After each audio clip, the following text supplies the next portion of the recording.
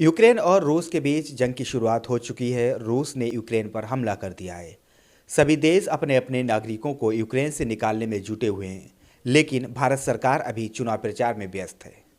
भारत के प्रधानमंत्री यूक्रेन में फंसे भारतीय नागरिकों को बचाने के बजाय यूपी में योगी आदित्यनाथ की सरकार बनाने में व्यस्त हैं। रिपोर्ट के मुताबिक यूक्रेन में करीब 20,000 भारतीय नागरिक फंसे हुए हैं। इनमें से बड़ी संख्या में छात्र हैं जो पढ़ाई के लिए भारत से यूक्रेन गए हुए हैं। इन्हीं छात्रों में से एक राजस्थान की छात्रा ने अपनी व्यथा को वीडियो के माध्यम से शेयर किया है। स्टूडेंट बता रही है कि मेरे कुछ साथी कीव जा रहे थे, इस दौरान रास्ते में बम विस्फोट हो गया।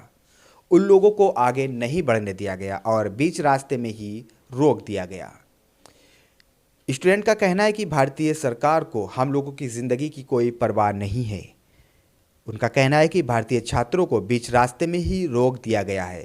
जब ये छात्र यूक्रेन में भारतीय दूतावास के अधिकारियों से संपर्क कर रहे हैं, उनसे अपनी समस्या बता रहे हैं और सुरक्षा की मांग कर रहे हैं, तो उन्हें किसी भी प्रकार की कोई मदद नहीं की जा रही है। स्टूडेंट ने साफ तौर पर कहा कि जब हम उनसे पूछ रहे हैं कि सर आप हमें बताएं कि हम लोग क्या करें, तो इस पर इंडियन एम्बेसी को रिस्पांस नहीं दे रहा है और कोई जवाब भी नहीं मिल रहा है। स्टूडेंट ने कहा कि यूनिवर्सिटी कह रही है कि तुम लोगों को पैनिक होने की ज़रूरत नहीं है, तुम लोग रेगुलर क्लास आओ। यूनिवर्सिटी को हम लोगों की ज़िंदगी की कोई परवाह नहीं है।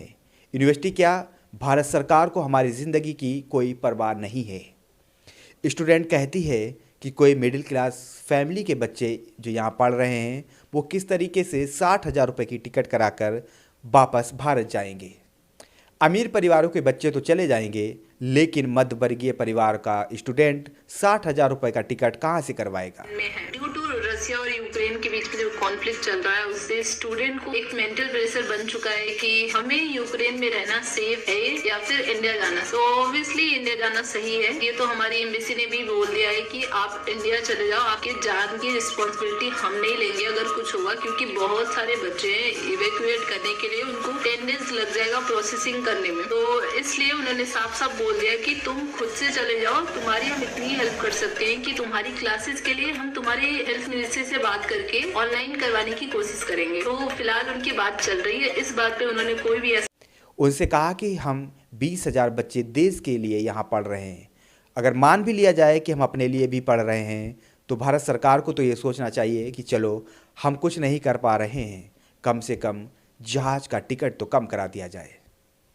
भारत सरकार और इंडियन एयरलाइंस पर सवाल उठाते हुए रेणु यादव ने कहा कि भारतीय एयरलाइंसेस को शर्म आनी चाहिए कि ऐसे मुश्किल वक्त में भी पैसे कमाना चाहती है।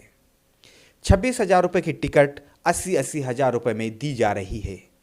बहुत कोशिश के बाद अगर टिकट मिली भी तो कम से कम 55,000 रुपये देने पड़ेंगे। भारतीय सरकार का कोई रिस्पांस नहीं आ रहा है। भारतीय एम्बेसी भी फ़ोन नहीं उठा रही है, ना ही किसी तरीके का कोई जवाब दिया जा रहा है।